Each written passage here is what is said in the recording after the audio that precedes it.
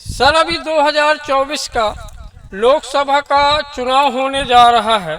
आप प्रधानमंत्री किसे बनाएंगी? प्रधानमंत्री नरेंद्र मोदी को बनाएंगे 400 पार। क्यों राहुल गांधी? राहुल गांधी तो कोई काम का नहीं है भाई, है ना, उससे बोलते बनता है ना, कोई अच्छे काम का है। आलू में सोना उगाने लग जाता है। क्या अच्छा। काम का है वो, है? लेकिन वो तो कह रहे हैं हम मोहब्बत की दुकान खोलेंगे और सभी को जोड़कर इंडिया गठबंधन की एक मजबूत नेतृत्व वाली सरकार बनाएंगे। अरे भैया, कहाँ की इंडी गठबंधन की सरकार बनेगी? सबसे पहले तो भारत कब टूटा था, है? तो क्यों कौन सी जोड़ो यात्रा निकाल रहे हैं राहुल गांधी जी? वो बोल रहे हैं महिलाओं के लिए न्याय यात्रा निकाल कर महिलाओं को न्याय दिलवाएंगे। किस न्याय की बात कर रहे हैं?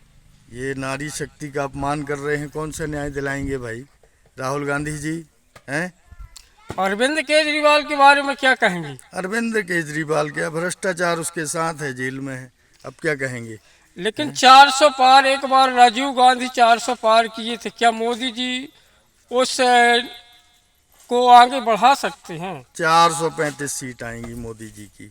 400 पार के 435 सीट आएंगी। किस हिसाब से कहते हैं? यहाँ इंडिया गठबंधन भी बड़ी मजबूती से चुनाव लड़ रहा है। सबसे पहले तो देखो भाई, विकास हो रहा है चारों तरफ, रोड का, बिजली का, पानी का, हर चीज़ की व्यवस्थाएं हो रही हैं।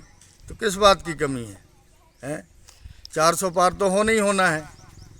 लेकिन वो तो कहते हैं किसान, मजदूर, नौयुवा, व्यापारी सब रोजगार हैं, राहुल गांधी कहते हैं। राहुल गांधी के कहने में क्या होता है? सब रोजगार में लगे हुए हैं लोग बाग, बढ़िया काम कर रहे हैं सब। अच्छा। हाँ। लेकिन वो तो इंडिया गठबंधन बना के और सभी पार्टियों को इकट्ठे करके वो तो मोदी जी को हराने की पूरी तकनीकी तैयार कर चुके हैं। उस पर आप क्या कहेंगे? इंडिया गठबंधन एकदम धीरे धीरे छठबंधन हो रहा है, छट रहा है। उसमें बचा क्या है? 3-4 पार्टियां बची हैं, बाकी छट गए हैं। इसलिए भैया मोदी जी 435 सीट लाएंगे, हैं? किस हिसाब से आप कह रहे हैं? क्या किया है मोदी जी ऐसा जिससे 435 सीट आएंगी? चारों तरफ देखो ना भैया, विकास है। थोड़ी सा ये है कि गांव में पूरा फायदा जनप्रतिनिधियों के द्वारा गरीबों को नहीं मिल पाता। ऊपर से तो पैसा आता है, पर नीचे के जनप्रतिनिधि पूरा गरीबों को लाभ नहीं दे पाते। जिसके पास मकान नहीं है उसको मकान नहीं मिल पाता, जिसके पास मकान है उनको मकान मिल रहा है। ये सबसे बड़ी नीचे की समस्या है।